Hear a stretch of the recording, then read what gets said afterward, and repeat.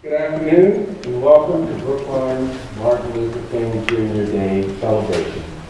It's held each year here at the Cleveland or Coolidge Corner Theater. I am Bernard Green, a member of the Brookline Select Board and the chair of the committee that organizes this event each year to honor King and his life and the still relevant social justice issues for which he fought and ultimately gave his life at the young age of 39. We have a great program for you today, as we do every year. You will hear stories by present-day Brookline residents of their experiences in Brookline during the Civil Rights era. The purpose of the program is to give you a deeper understanding of the complexity of the struggle for civil and human rights and provide some inspiration that will motivate you to do your small part to make Brookline, America, and the world better places for all people. Following the traditional singing of Lift Every Voice and Sing, sung here by Leontine Price, we will have a medley of songs by the Brookline High School a cappella singers, the Testosterone. Wait, did I not get that right? The right word, right? Okay. Following that will be a special performance of In His Own Words, an original composition based on the words of Martin Luther King Jr. The performance will be Reggie Gibson, who we all know and love, as a literary performer, Alexander Whitfield, a soprano, Elizabeth Whitfield on violin, Lisa Kimsky on viola, and James Sheena on cello. This is something to look forward to, and thank you all for coming. Then Brookline's Poet Laureate, Louise Wesley, will read a poem by Gwendolyn Brooks, Beverly Hills, Chicago, that will lead us into our main program, the Harvey Brofman film titled Brookline, Facing Civil Rights. And then my interview of Patricia Wynn, editor of the Boston Globe Spotlight team. We try to make Brookline's Martin Luther King Jr. Day celebration more than the typical perfunctory gathering on the holiday that schools and towns across the country are offering up. In addition to our unique annual programs here at the Coolidge Corner Theater, the committee adds a service component to the day. This year, under the leadership of the great and wonderful Shelby Hoy, Adassa Margolis, also great and wonderful, and also great and wonderful Ann Kaminsky, a member of our committee. Several service programs were held prior to this event that reflected King's vision of service. The committee also organizes events throughout the year that are listed on the committee's webpage on the town's website. Finally, we ask you to not listen and partake of today's program passively, as if you were sitting outside our current reality. Rather, we ask that you think about events in today's world and ask yourself, what would Martin Luther King do? So, we'll be hearing from Leontine Price, recording.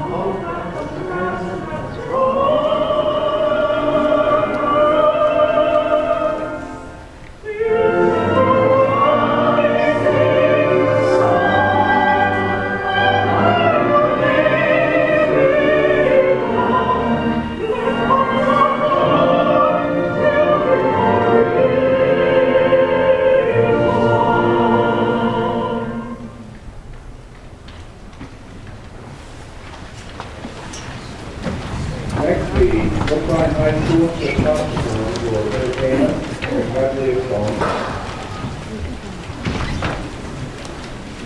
And bear with us as we move people up and off the stage. I think it'll be well worth your patience.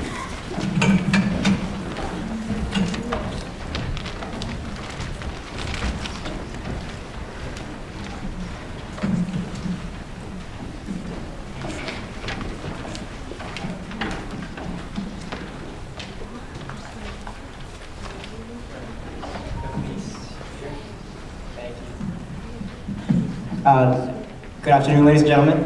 We are the, as said, BHS Brooklyn High School's all-male a cappella group, Testosterone. And today we're going to, funny name, I know. Today we're going to be singing two songs. We're going to be singing MLK by U2 and Now by Miguel. So, hope you enjoy.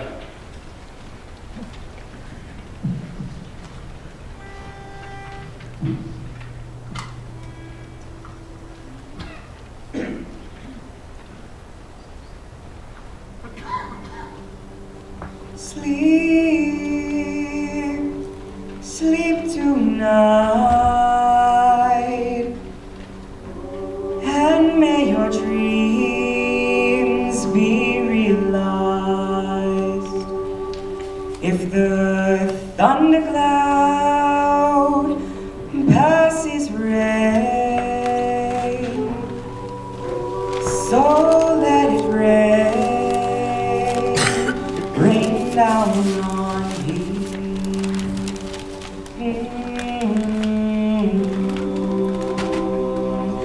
So let it be.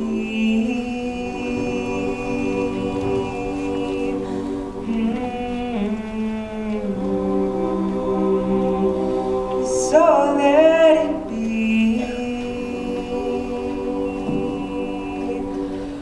Sleep, sleep tonight, and may your dreams be realized. If the thundercloud passes rain, so let it rain. Let it rain, rain on you.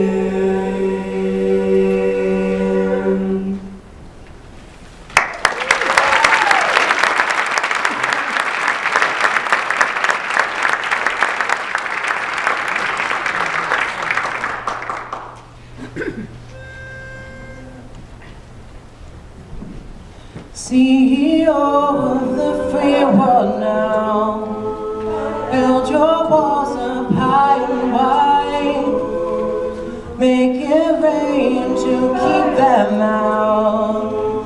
That won't change when we are inside. Pick the fruit of your labor, cultivate, plant the seeds now and watch them grow. Man, I'll holler at you later. Let's find out what you're made of. Just saying, is that the look of freedom? Now, is that the sound of freedom? Now, 'cause it's plain to see a man's integrity by the way he treats those he does not need. And it's time we talk about it. There's no waster coming round. We will vow for standing and watching, all in silence. Dear Lord, are we know where we're going right now? No, not later, not later. Alright, no, not later. No, not later, not later. This can't wait now. CEO of the free world now. Should we teach our children hatred? Chase the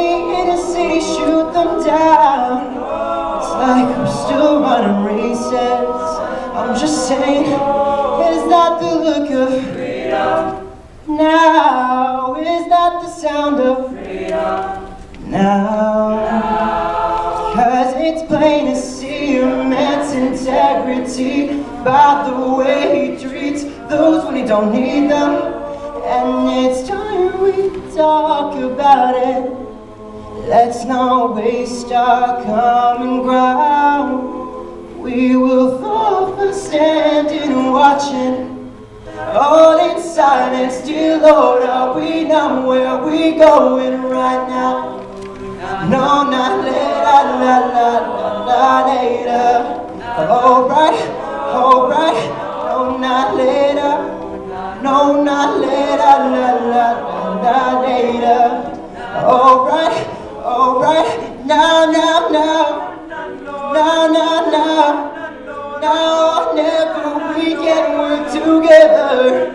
Now, now, now. Now, now, now. We only suffer what we allow.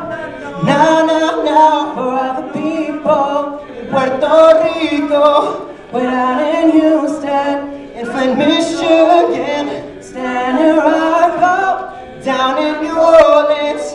For all of the dreamers, the black lives that we lost right now, now. Just can't wait now, oh right now, now, now. Just can't wait now, now, now.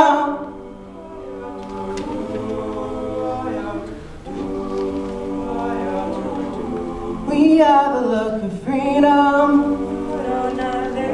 We are the sound of freedom. We are the look of freedom. We are the sound of freedom. Thank you.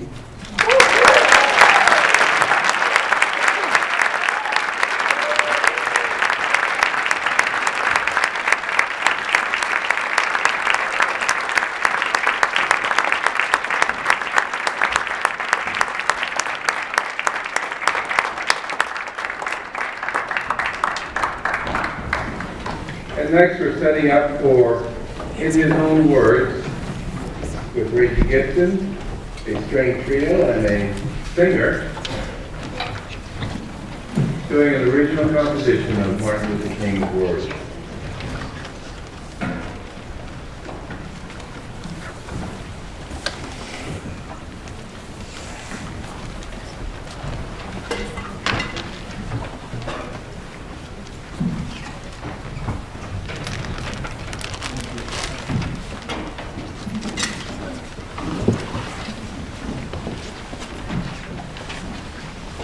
Thank you all for doing this and for inviting us to be part of it.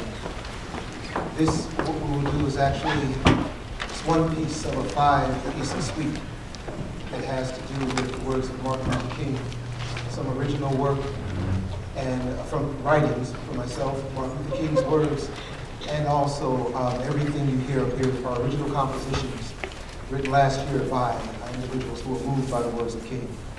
So this is one presentation, one selection of it. Thank you again to be here.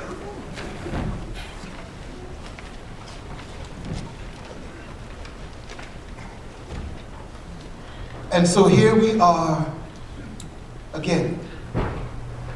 Another year where we come to be among others who believe in the best of what this country can become, but that so often fails to live up to.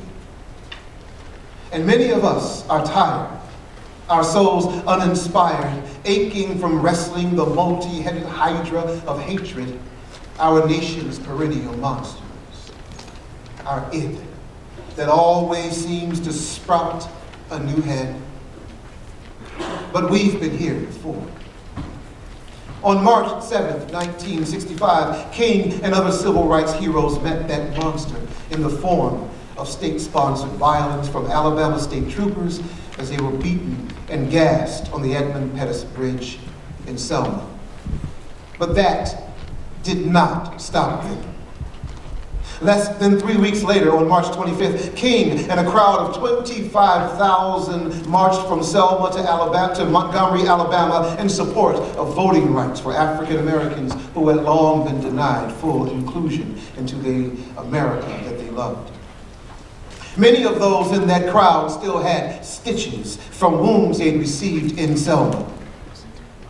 At the conclusion of the march, King delivered a speech that was at times defiant, but filled with hope. King spoke to the idea that the fight for what is beautiful in this nation cannot give into and can beat back what is ugly in this nation. So, on those days when we get distressed and discouraged and tweeted to death, let us think about the words, these words you will hear from King, uttered to that crowd of weary people on that sweltering day in Montgomery, and find the strength to struggle on. My dear and abiding friends, and to all the distinguished Americans seated here, today, as I stand before you and think back over that great march, we can say that our feet are tired, but our souls are resting. Once more, the method of nonviolent resistance was unsheathed from its scabbard. And once again, an entire community was mobilized to confront the adversary. The confrontation of good and evil compressed in the tiny community of Selma generated the massive power to turn the whole nation to a new course. We have threatened to unite and build a great society, a society of justice, where none would prey upon the weakness of others, a society of plenty, where greed and poverty would be done away, a society of brotherhood, where everyone would respect the dignity and worth of the human personality. Today, I want to say to the people of America and to the nations of the world that we are not about to turn around. We are on the move now. Yes, we are on the move, and no wave of racism can stop us. We are on the move. The burning of our churches will not deter us. The bombing of our homes will not dissuade us, for we are on the move. The beating and killing of our clergymen and young people will not divert us. The wanton release of their known murderers would not discourage us, for we are on the move now. Like an idea whose time has come, not even the marching of mighty armies can halt us. We are moving to the land of freedom. The only normalcy that we will settle for is the normalcy that recognizes the dignity and worth of all of God's children. The only normalcy that we will settle for is the normalcy that allows judgment to run down like waters and righteousness like a mighty stream. The only normalcy that we will settle for is the normalcy of brotherhood, the normalcy of true peace, the normalcy of justice. The battle is in our hands, and we can answer with creative nonviolence the call to higher ground to which the new direction of our struggle summons us. The road ahead is not an altogether smooth one. There are no broad highways that lead us easily and inevitably to quick solutions. But we must keep going. We must keep going, my people. My people, listen. The battle is in our hands.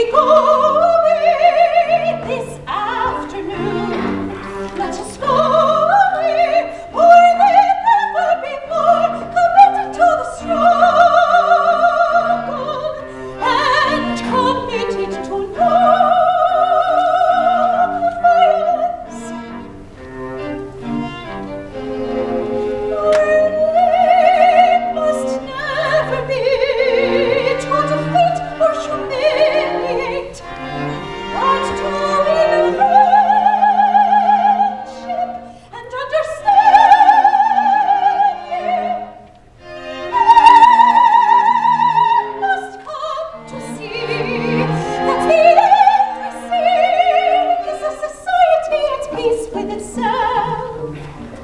A society that can live with its conscience.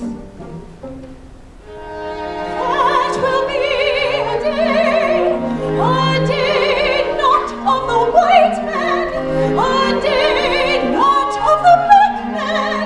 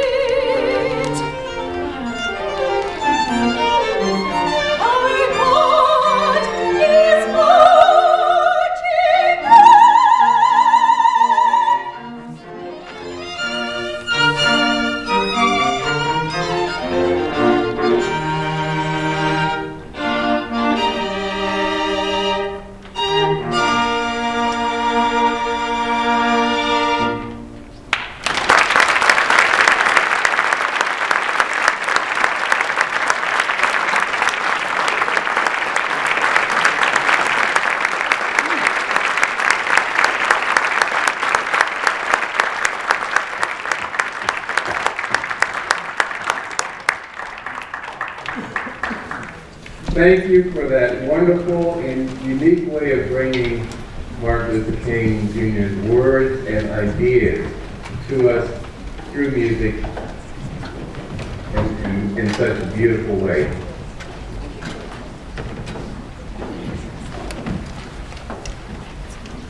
Next, Denise Leslie is going to read a poem by Gwendolyn Brooks that is really intended to lead us into our main program. So listen carefully. It's called Beverly Hills, Chicago, and by Gwendolyn Brooks. Before I do this, I have a little prize for Bernard. I'm going to present him with a book the 100 greatest African-American poems, and I inscribed it, presented to Bernard Green, Brookline Selectman, leader of the Martin Luther King Jr. Day, 1/21/19. Bernard, I hope you enjoy this.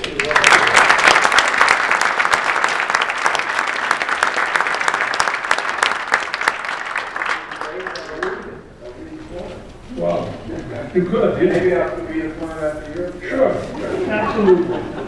You know, one of the things, when I've usually done things with Reggio Hare Gibson, he's always followed me and I've always felt inadequate, so you can imagine how I feel right now.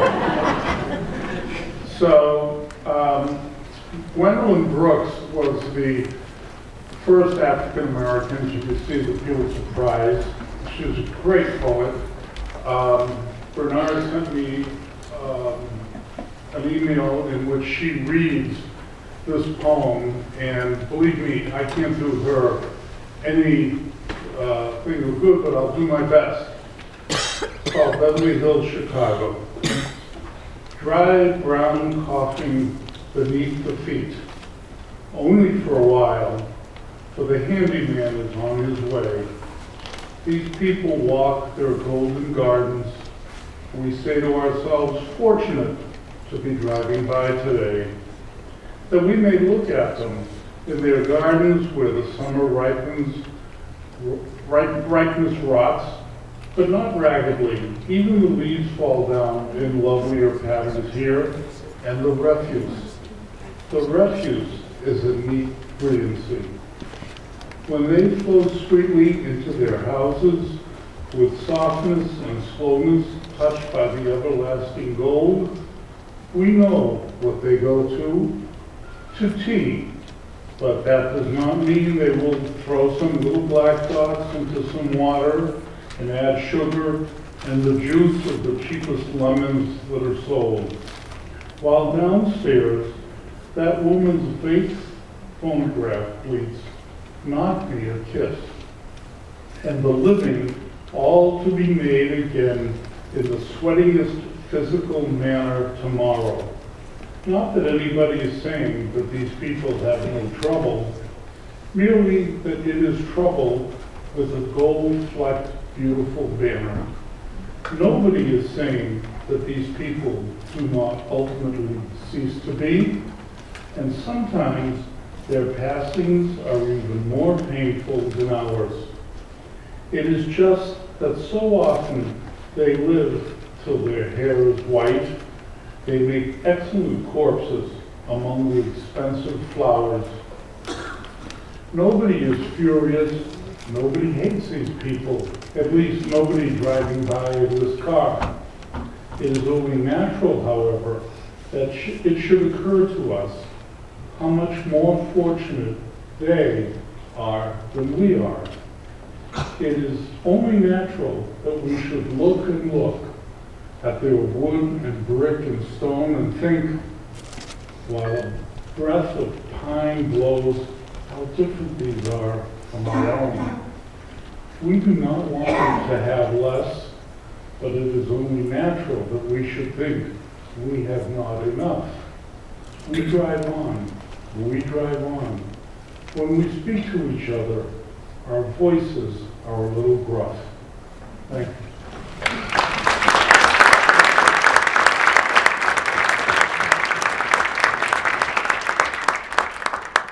Thank you for reading, and very well, this poem by Gwendolyn Brooks, which is in your program, and after the program, not while we're up here. I urge people to really read that through and try to get a sense of what Gwendolyn Brooks' message is, what she's trying to say. Because it's not apparent on the first reading. But it's, like I said, it's in your program, and read it later. So, next in our program is the film by Harvey Brownman, Brookline, and Civil Rights Era. And Harvey is going to introduce it.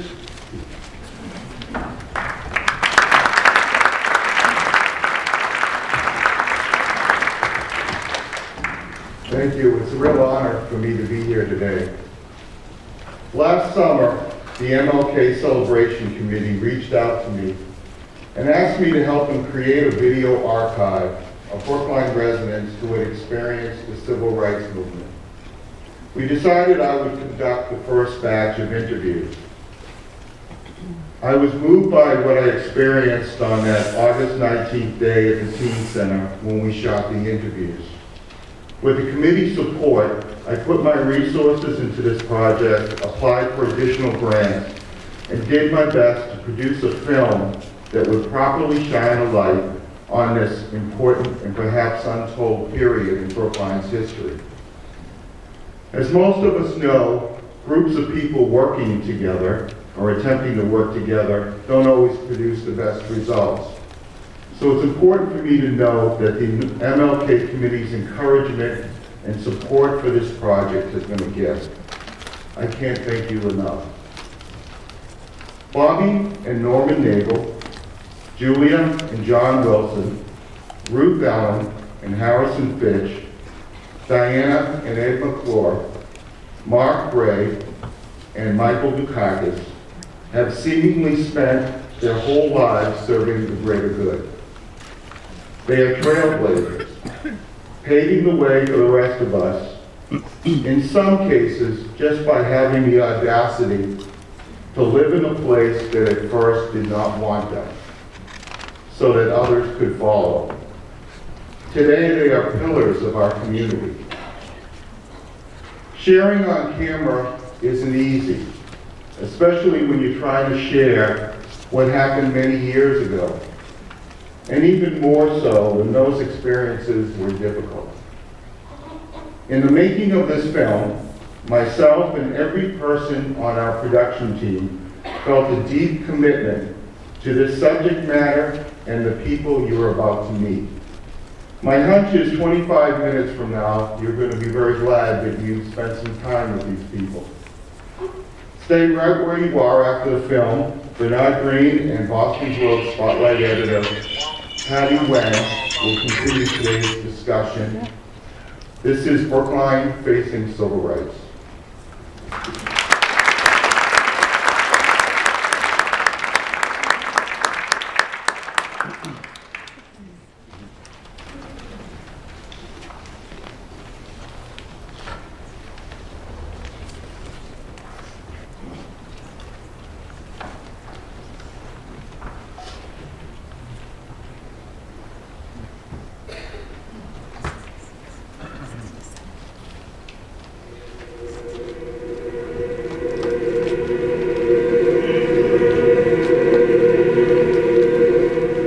In college, I didn't have a sense of race, except when I was a senior. I was dating a white student, and we went to a bar. A group of maybe 4 or 5 young white men asked my date to come outside for a moment. As soon as he got out, they started to beat him. I could see the bruises and injuries that he had suffered. I kept apologizing to him. I kept saying, I'm sorry, I'm sorry. I didn't have a sense that myself that one should have to pay for being with me by suffering that kind of abuse. What I would like to have been able to say was, but I'm worth it.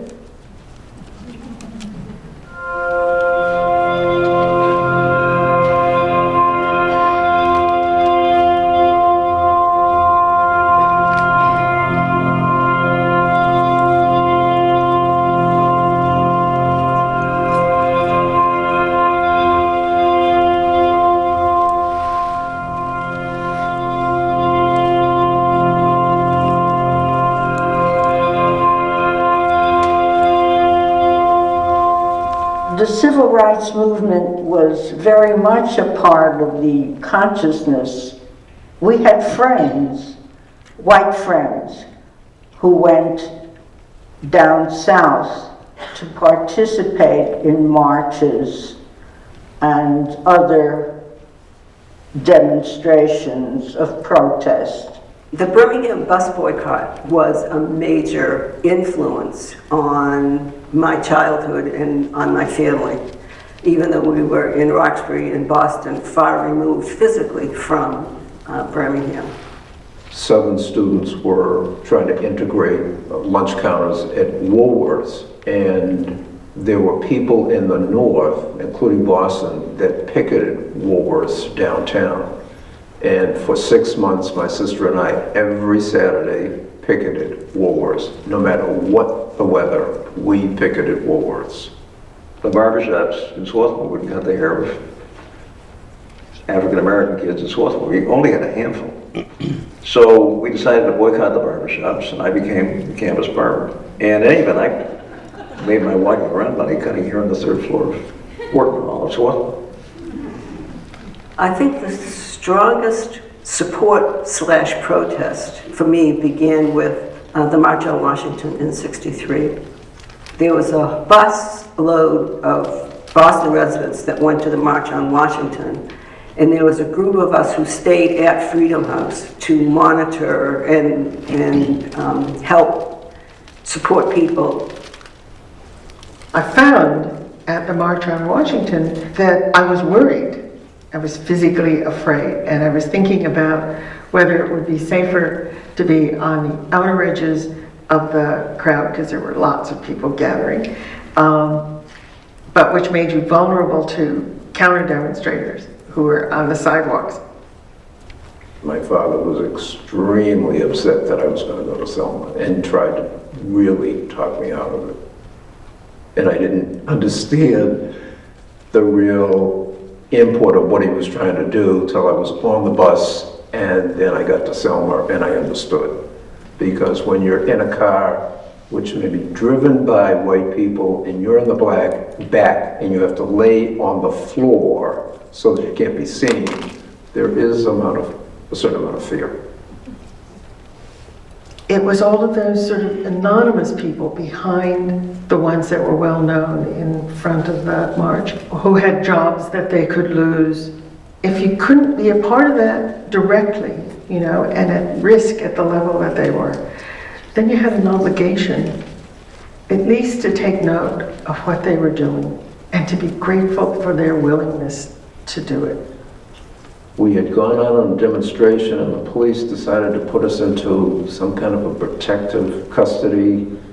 The memory still stays with me. There were some rabbis there, and they had their service. After that, a gentleman that I had met before, Calvin Morris, said he wanted to sing a song. And he sang a solo that just, you could hear a pin drop of the way he just raised this hymn, which I don't recall the name of it at this point, but just the feeling of the moment has always remained with me.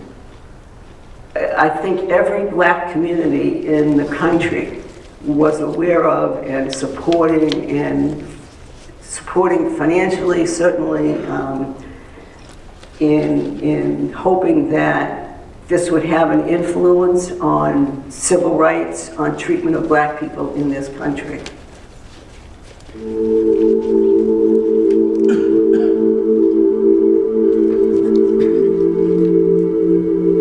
We followed the career of Martin Luther King wherever we could.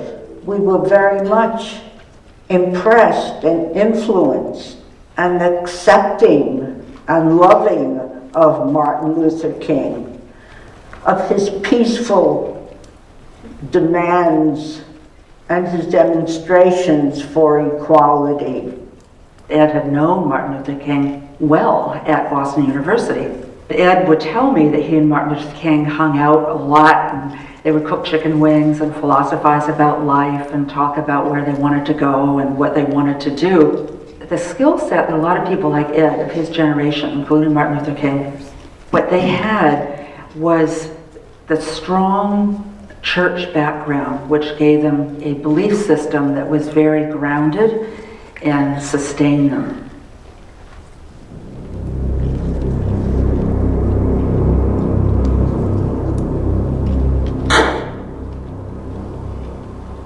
I remember very clearly the day that Martin Luther King was shot. The day before, I had just confirmed that I was pregnant with my second child, and was really happy that my children were going to be part of the movement that really implemented the dream and the work of Martin Luther King. So it really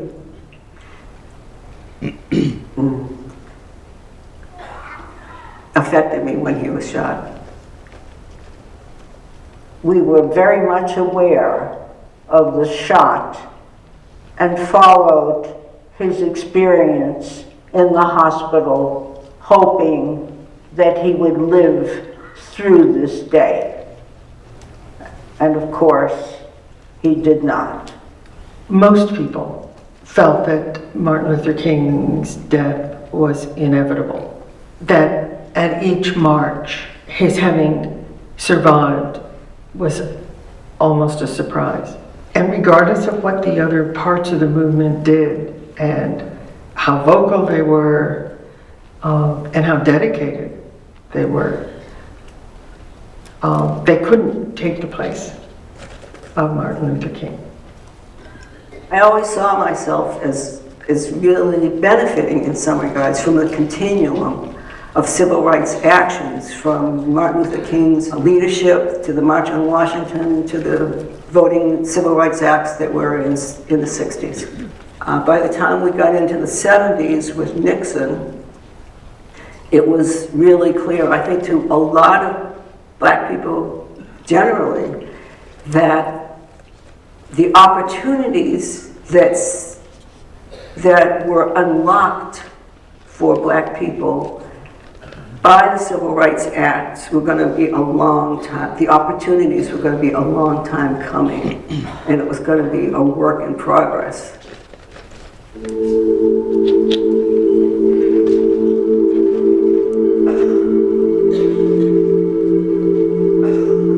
Well, Brookline, like the country, was racist, it was anti-Semitic before the Civil Rights Movement.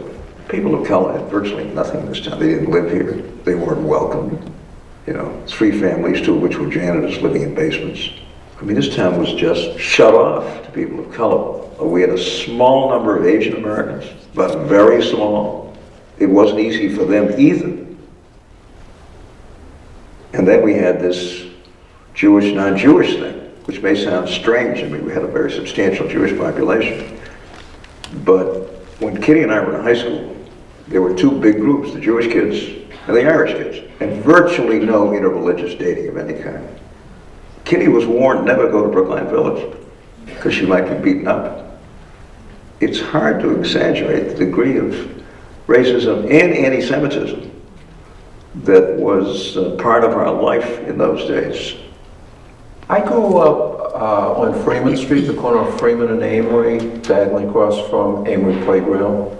My father was the janitor of that building, and that's really the main way that a lot of black families entered Brookline in the 40s. When we moved to Brookline in January of 1970, it was really kind of cold. We had a unique opportunity though. There was a organization called the Foundation for Brookline Housing. And the focus of that foundation was to basically integrate Brookline, offer housing to black families, and specifically black families. There were people who worked with pairs of people, pairs of black housing seekers and whites who would go to see whether they would be offered something that blacks were not. And if I'm not mistaken, Governor Dukakis was one of the people who did that sort of thing. Some African-American family who would apply for the vacancy that was advertised, and they'd get to the apartment, and the owner would say, sorry, I just rented it. And guys like me would show up the next day, and they'd say, yeah, come on in and take a look at the apartment. Down to the State Commission Against Discrimination to make a case to make it possible for this family to live in the town of Brookline. My memory is that Ed was extremely aware of what the difficulties were with housing and integrating a neighborhood. And because of the experience that he had talked about of shining shoes at Yale, one of the people that he had met was the president of a bank in Boston. He gave us the opportunity to have a mortgage. When my husband and I decided to purchase a home in Brookline, part of that decision had to do with the quality of the schools. We went to a realtor and over a few weeks were shown very few properties. And at some point decided that that might be because of race. We decided that Norman would go to the realtor and see what was available. He chose a house in Brookline on a nice street. And I did not see the house until we went to the bank to sign the papers for it.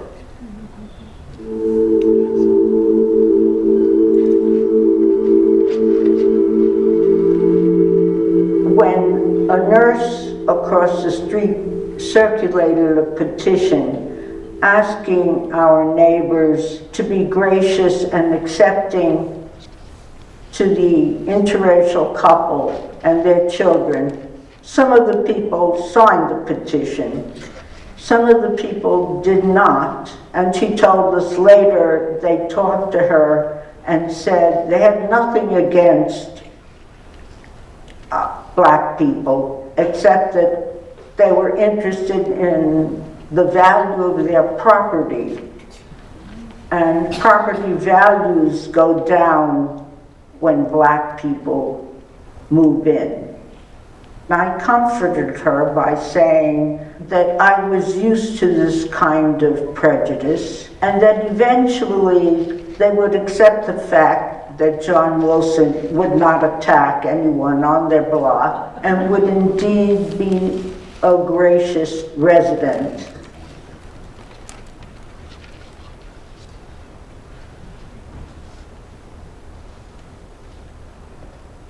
John felt that he had a mission as an artist, and his mission as a black artist was to put on paper or canvas a drawing or an expression that would help change people's feelings of prejudice. He wanted very badly to reach people using his art as a message. It took a lot of gutsy people, especially the folks who are being discriminated against, to subject themselves to this kind of stuff. And yet to go forward and try to fight their way through it with whatever help the rest of us could provide them. But I have to tell you, my hat's off to these folks, and how they live with this kind of indignity is beyond me.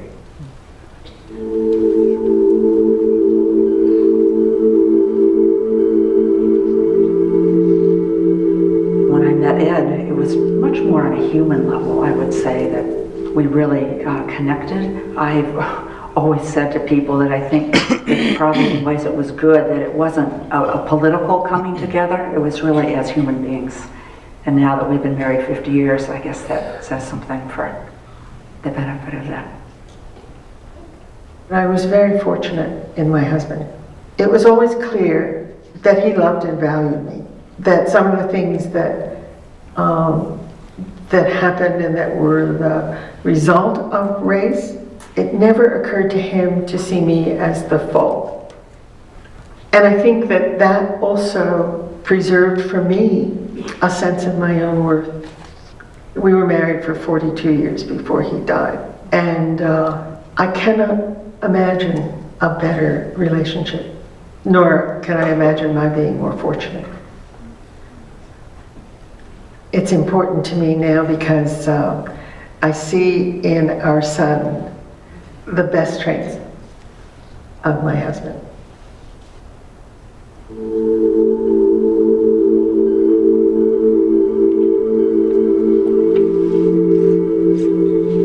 And in the park next door to our house, when we first moved in, there were kids that would collect there at night that were doing some things they shouldn't be doing.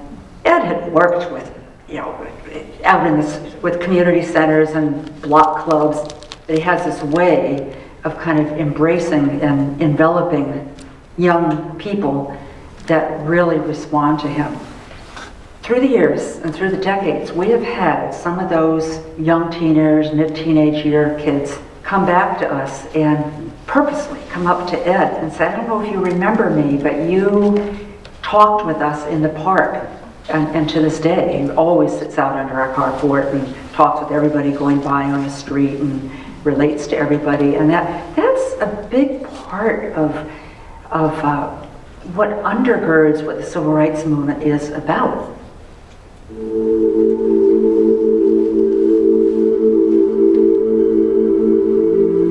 I think the job of those of us who are Brookline people with our kind of history and our family backgrounds, which are now quite diverse, and if I may say, pretty impressive, is to go out there and just keep fighting this fight until we finally end these feelings about people based on their race or their religion, national origin, which I've never understood, and which have nothing to do with their worth, their merit, their contribution to citizens. I don't understand this. We need to focus on the now and not the past. So I'm not, I got stories, but I don't think that they're instructive in the current circumstances, the current era. I think we really need to look at where we are, understand where and who we are, and make the now work. Brookline's struggles are the struggles of America. And history should not be forgotten, and history should be remembered in its context. It's not a black history, it's not a white history, it's an American history.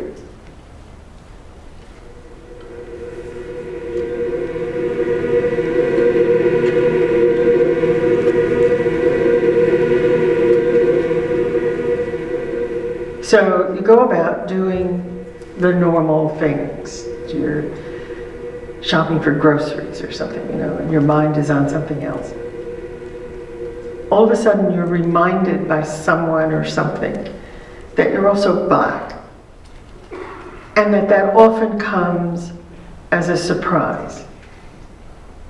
I think that it would be useful for whites to know how frequently that happens.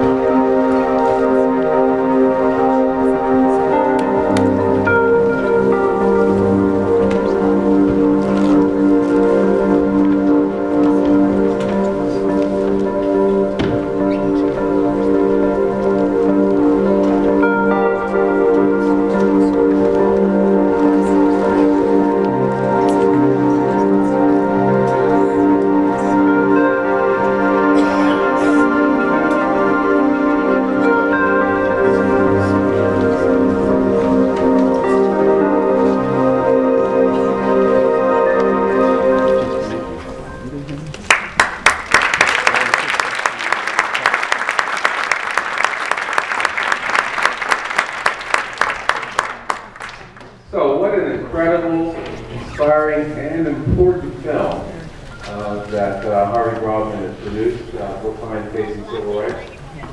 It is one of the missions of the Martin Luther King Jr. Day Celebration Committee to seek to understand the impact of King's life and work in all aspects of American including here in Brookline. This film helps us to fulfill that mission. So let's give a big round of applause to Harvey Rodman.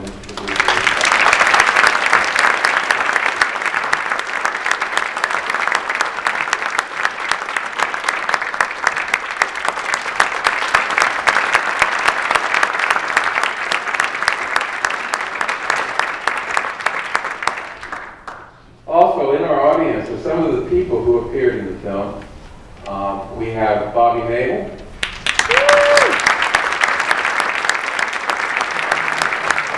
I can't see where they are, but raise your hand or stand if you want. I think Mark Ray is here. Is Mark here?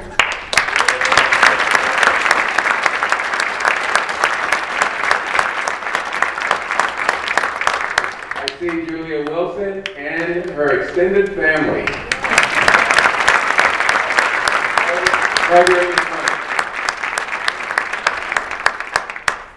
Ruth Ellen Fitch is here.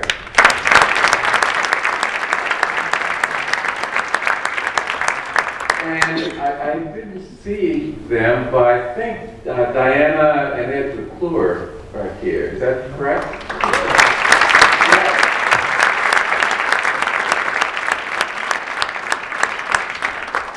Well, I was expecting to say that after we've introduced them all, give them a big round of applause, and you preempted that. But let's give them a big round of applause.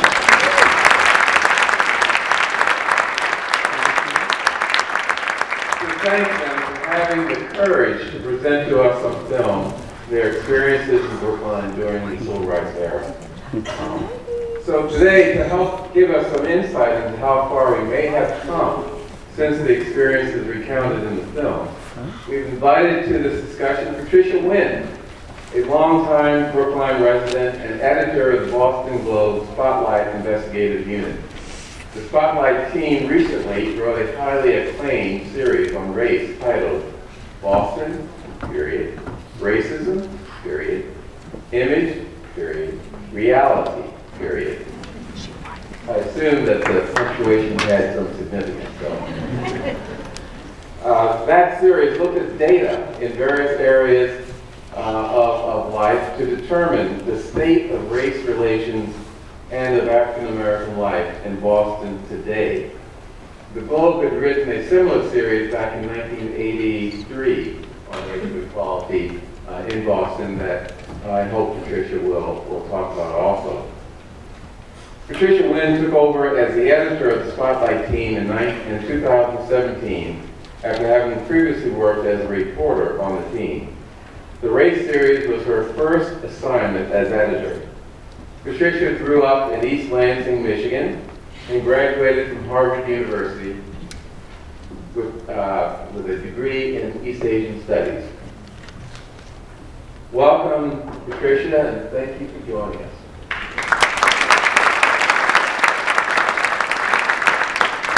So to start our discussion, so casually, tell me why the Globe and why you began this series. What was behind the research and introduction of the series of articles? Thank you. Thank you very much for having me here today. Well, basically, what happened was when I took over as Spotlight editor, which was in the middle of 2017, there were a number of sort of high-profile controversies that erupted around that time that sort of pointed the finger at the issue of racism in Boston. I won't recount them all, but one of them was on Saturday Night Live. A comedian said that described Boston as the most racist city he'd ever been to. I mean, this is in current times. There was a Red Sox game where a player from the Baltimore Orioles said he was called the N-word from a fan. And you might normally say, okay, these are just the kind of one-off racist things that happen in every major city or every part of the country. But what was also interesting was that the social media world, the other journalists nationwide use these as ways to get into the question of, is Boston a particularly racist place? And sure enough, there were a lot of people who came forward, people who had spent some time here in recent years and moved to other cities that would say, yeah, Boston is different. It is not like Atlanta, New York, Chicago, San Francisco.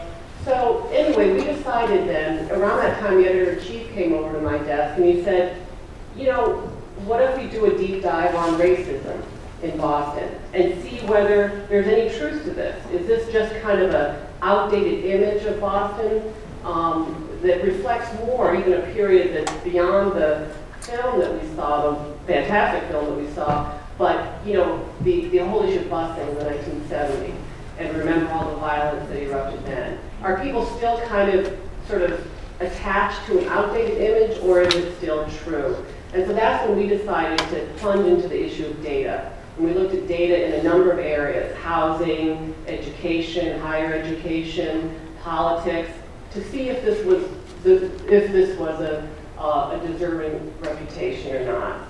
So that was kind of the beginning. And just so you know, before we even started it, we were pretty conscious on the team that we had to be a fairly diverse team in order to do this and to conduct the interviews. And so, in the end of the day, we had 3 white reporters on the team, 2 black reporters, myself, and another Asian reporter. And we were just conscious that we bring a certain awareness and diversity of views in doing it. So I'd like to make a connection between your experience and the writing of this series and the film that we just saw. So the selection of the poem by Gwendolyn Brooks, read by Z. Sussman, was intentional. Many of the recollections of people in the film we just saw related to their experiences in relation to racial integration of housing in Brookline. The observations in the poem of the black family in Chicago, probably in the 1950s, could probably be made today by a black family driving through Brookline. Our black population still hovers around 3%, even though we're adjacent to a 24% black city of Boston. And even though the first known black homeowner in Brookline goes back to 1896, when the writer and editor Florida Ruffin Ridley and her husband purchased a home at 131 Kent Street. So with that build-up, I'd like to ask this question. Since the closed 1983 series on racial equality, what have the data that you looked at shown regarding what has changed and what has failed to change with respect to the racial climate and the opportunities and living conditions of African American families in Boston? Well, I think that what we found, and I would say the combination of interviews we did and the data, that is, and we were again comparing primarily to when we did look at race 30 years earlier, so the 1980s per se, that certainly in terms of overt signs of racism, that things had changed in the last 30 years. Back then, again, you have the whole busing, desegregation, violence as a comparison point. You know, and people we would talk to would say that if they were a graduate student here in the 1980s, there was just overt hostility that they would encounter often. Or a black person would say that if they happened to drive through accidentally South Boston, they might actually be fearful of their safety. And that kind of overt racism is certainly not there now in that sense. But what we did find is that sadly in a lot of very important measures, that there still is not that much that has changed. I'm going to try to remember all these statistics clearly, but for example, in the 1980s, in terms of managers and supervisory positions in the greater Boston area, it was about 4.5% were African American. And then in today's time, it's about the same. There's a group back then called the Vault, which represented the most elite, powerful members of the business and corporate community of Boston. Back then, not a single person was black. That is, the group is called something different than the Vault today, but the comparable group, still there's no black member today. The unemployment rate for blacks is twice the rate of whites in the greater Boston area. That is still true today. You take the elite private colleges around here, and you look at, there's a higher enrollment of other races, but if you just isolate the black community, it's about 4 or 5%. Same 30 years ago, same now. So those were some of the very sobering results of the data work that we did. And I just want to mention one more thing about just, you might say, well, still, that data doesn't say that people are racist. And I understand that. You don't necessarily extrapolate from that. But there is ways in which, because things like that haven't changed, it's fairly segregated still around here. They're just you can wonder just whether people are complacent, how much change they really want. And one of the things that I remember very clearly was we took a look at all the promotional videos that were done by major cities across the country. So for example, if you were thinking of visiting Atlanta and you went online to the Atlanta Tourism Bureau or the City Bureau, what kind of video would you see? And it was so fascinating because if you looked at the video for Los Angeles, Chicago, Atlanta, New York, San Francisco, you saw these really kind of cool videos with a variety of colors of people. They seemed to be celebrating their diversity. Then we looked at Boston's tourism video, and it was like incredible how totally pretty white entirely it was. If you saw a person of color, they were like serving food at Faneuil Hall or something. And it was just remarkable to us too, because it made us wonder, like, who was sitting around the table when that video was approved? I mean, you know how every video, I'm sure when Harvey made this video, you have a rough cut of it, you look at it, you say, I'm gonna make this a little bit longer, this a little bit shorter. And we were thinking to ourselves, wow, a bunch of people very recently sat around a room and approved that video to represent Boston.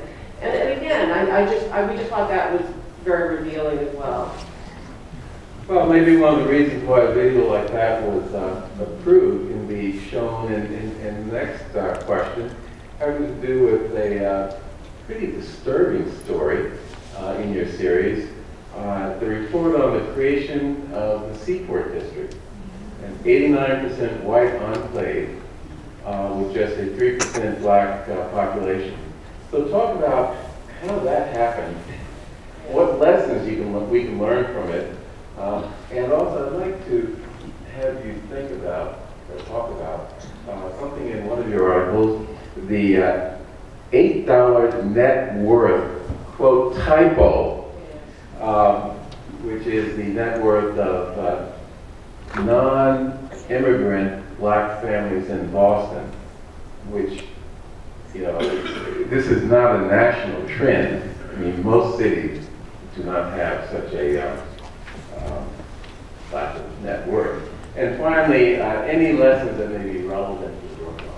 It's a very broad question, but go ahead. I just want to make sure. I wrote some of these statistics have been, all right, so I want to make sure I got one statistic right.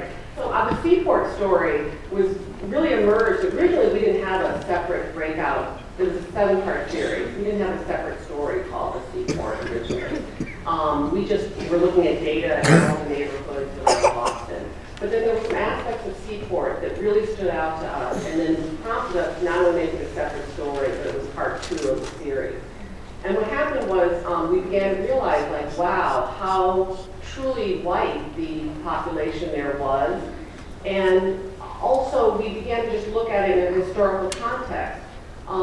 Basically, you can always say, well, there's segregated housing patterns around the greater Boston area. Well, that's the way it's just been for a while. But the Seaport was sort of a chance to build a whole new neighborhood. I mean, there's $18 billion of taxpayer investment in creating a Seaport. And with no intentionality around making it any different, they just sort of let market forces take over. And I mean, this may be an oversimplistic way of saying it, but that's what happened. And you can see now, I mean, price point wise, it's very hard for people, it's hard for it to be a truly diverse community. And anyways, I think the $8 figure, we had also reported at the time that actually the Federal Reserve did a study showing that the average net worth for a white family in the greater Boston area is $250,000. That's, the amount, how much your assets against your liabilities. and that for a non-immigrant black family in the greater Boston area, it was $8. And when we published that figure, I will tell you, there was no shortage of people that told us that we had had a typo in the Boston Globe, that there was no way it could be $8.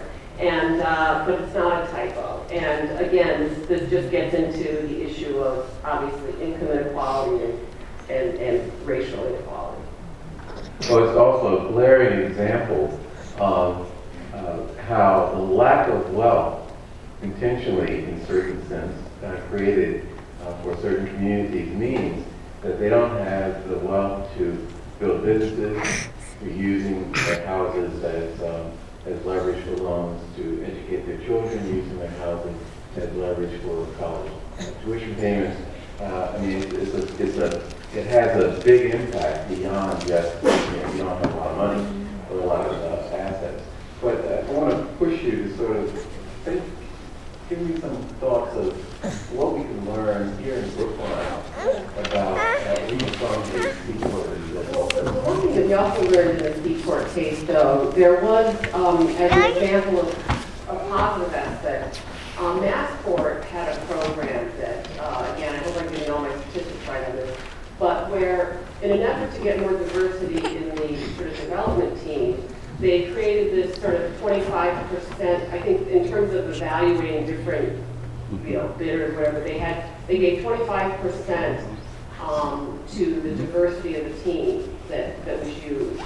And it made us realize that without intentionality, without some teeth in things, that, you're not going to have change. You're just going to have the status quo. You're going to have the same market forces take over.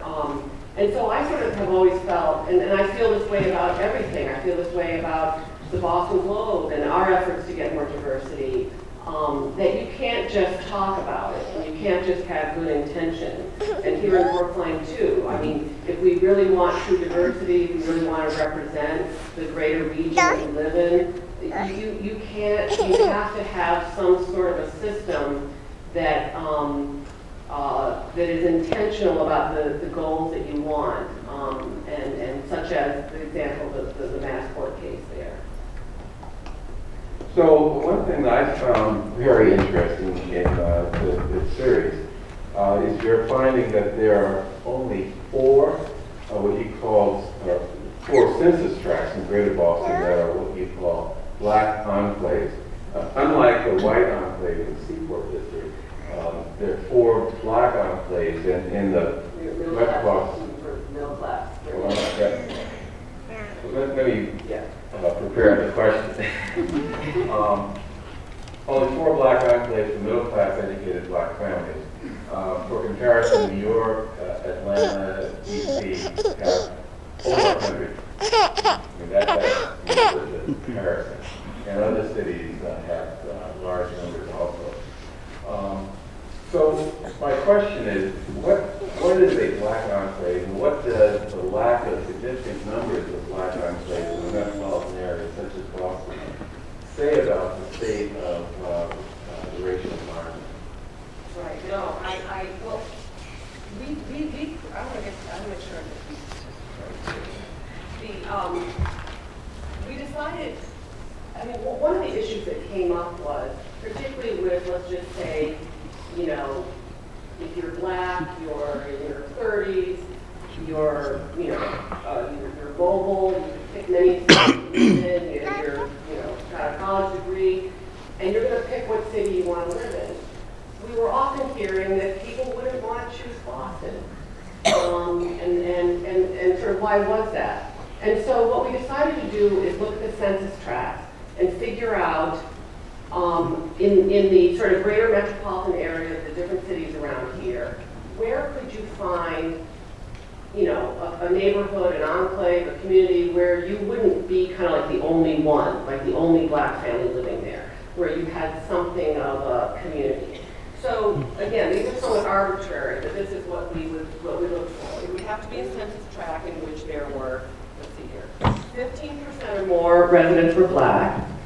So a critical mass, but still an integrated community. Right, exactly.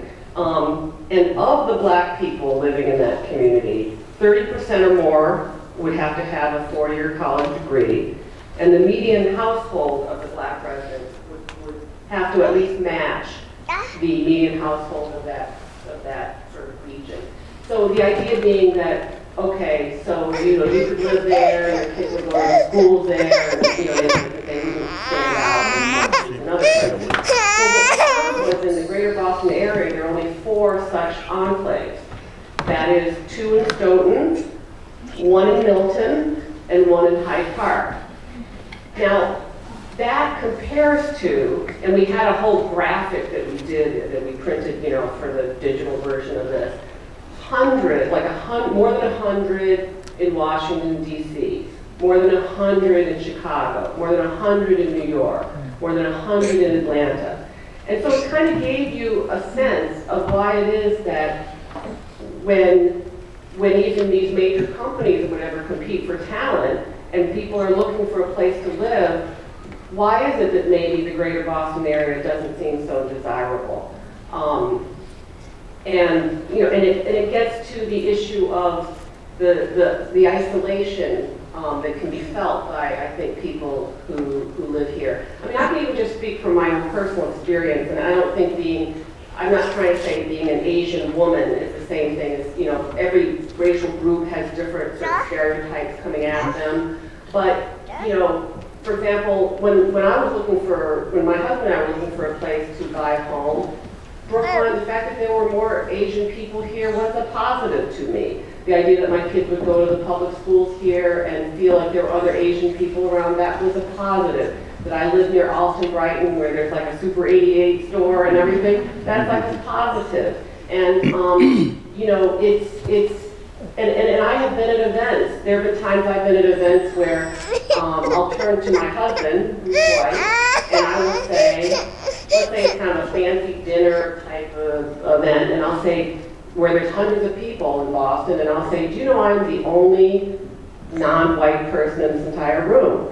Now, he might even be surprised to hear that. He's like, really?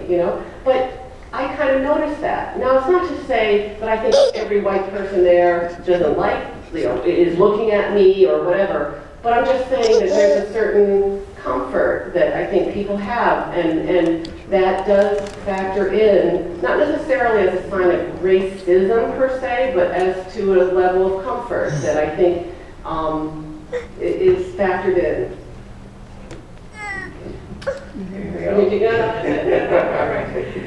So the film included, move on to another topic I want to get to, included recollections of positive efforts by organizations such as the Foundation for Brookline Housing, mentioned by Ruth Fitch, and individuals like the white nurse who welcomed Julie and John Wilson into their neighborhood. And in the same vein, Bobby Nagel and Michael Dukakis talked about groups of people going out and doing housing checking. So your series reported on a similar bit of research. You talk about that, particularly talk about the methods that you use and whether it really tells us something. Well, what we decided to do was look at housing discrimination, and we're trying to figure out how we can capture that, because obviously there's a lot of times where people will, and just racism in general, people will say, no, this community is not racist, we're not racist, but then you'll see kind of indirect forms of it. So what we decided to do is, it's a little bit like what Governor Dukakis mentioned up there, kind of this mystery shopper, more modern day version of it, which is that we took, and just so you know, we have a data person in the Spotlight team, and he consulted with academics who've done this kind of bias research. And we created a study.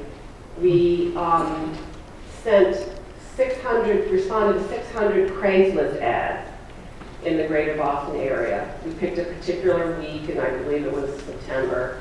And we deliberately made names that would sort of suggest that someone was black versus names that were white. So I believe like you could have like a Darnell Washington, Keisha Jackson, and then I might be getting this wrong, but the white name could be Brenda O'Malley, And so we decided that we would try this and see what would happen if we responded to these ads and what we would get back. And what we ended up getting back was what these statisticians said was a scientifically valid difference, which is that of the black sounding names, 45% got no response from the landlord, but only like 10% less, I believe it was 35% roughly, of the whites got no response to the ad. And so, anyway, this was our way of showing that, you know, there is, even for people who would think that there is no difference now, that there still is. Well, I've been told that we're out of time. Oh, time goes so fast when you have fun and being intellectually stimulated.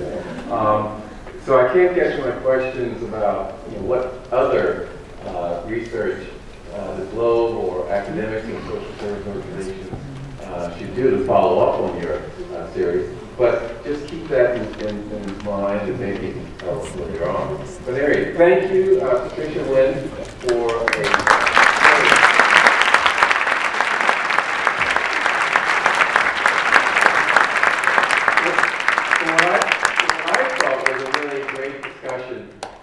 and it helped us to appreciate the significance, I think, of Harvey Robin's film by providing both some historical as well as current context for some of the views that were shared by people in the film.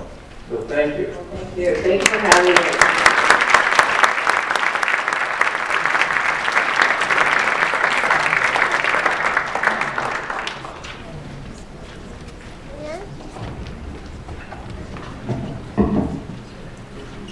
Not over for me.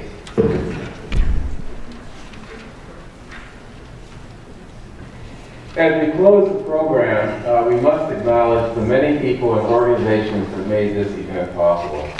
They're listed in the program, but I want to point out a few that should get special recognition.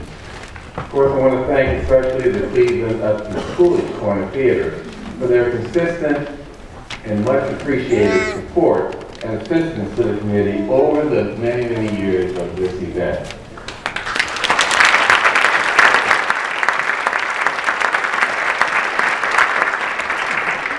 Now, if you're called after each thank you, we're going to really have trouble from Caitlin Haynes, who's trying to move us along. We're going to go over time. Also, I want to thank Brookline Interactive Group that is broadcasting this event, as it has over the years.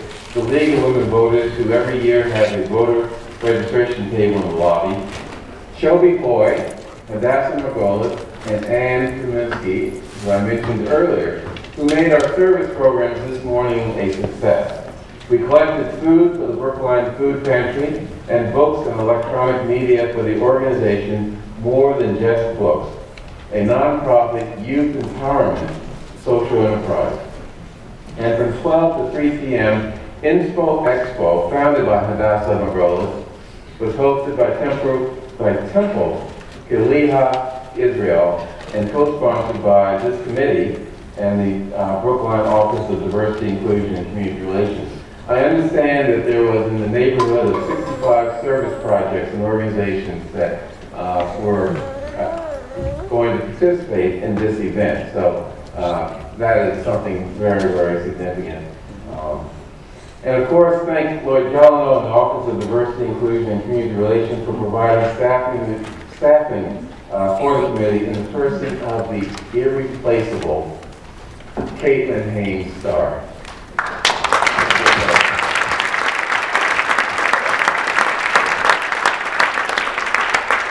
So before we leave, a few announcements.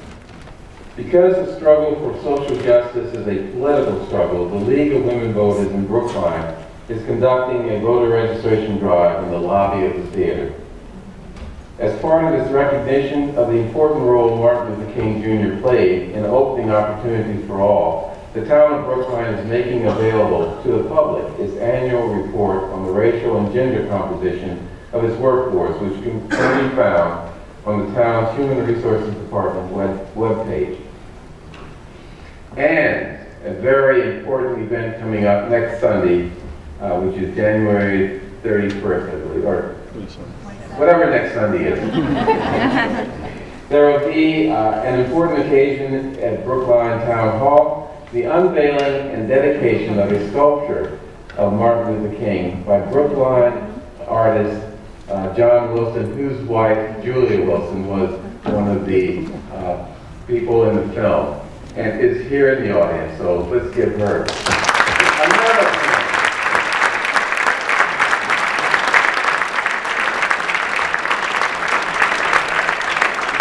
The installation and dedication of this work of art is the culmination of nearly 2 years of effort and fundraising by a wide body of community members. So please join us at 3 p.m. on January 27th at Town Hall. The sculpture is quite imposing, it's incredible, and it will be quite a installation in our town hall. The school department is in the process of renaming the former Edward Devotion School. School committee member Susan Wolf-Dickoff has provided us with a statement that I will now read. Last year, petitioners Deborah Brown and Ann Greenwald held a townwide discussion about whether it was appropriate to name a school after a person who was a slaveholder.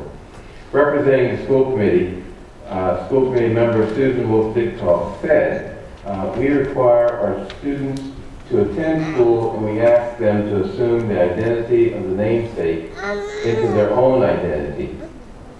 We ask a 5-year-old child to say, I am a proud student of the Edward Devotion School. We ask them to shout Devo Pride on the soccer field. So this isn't just about a school's name, we're talking about the core of a child's identity. White children, children of color. So a higher standard is needed. Overwhelmingly, town meeting agreed with the petitioners and voted to change the name of the Edward Devotion School. Now it's your chance to be part of this process. The school committee is accepting nominations from everyone for the new name. It's a rare opportunity to show the world the things that we value. The renaming process is being led by 18 amazing students and 12 community members and school staff. Susan and Deborah are in the lobby right now, ready to provide more information and accept your nomination for a new name. But the deadline is Wednesday, January 23rd, so don't delay, submit today. Thank you for attending the Town of Brookline's 2019 Martin Luther King Jr. Day Celebration event here at the Coolidge Corner Theater.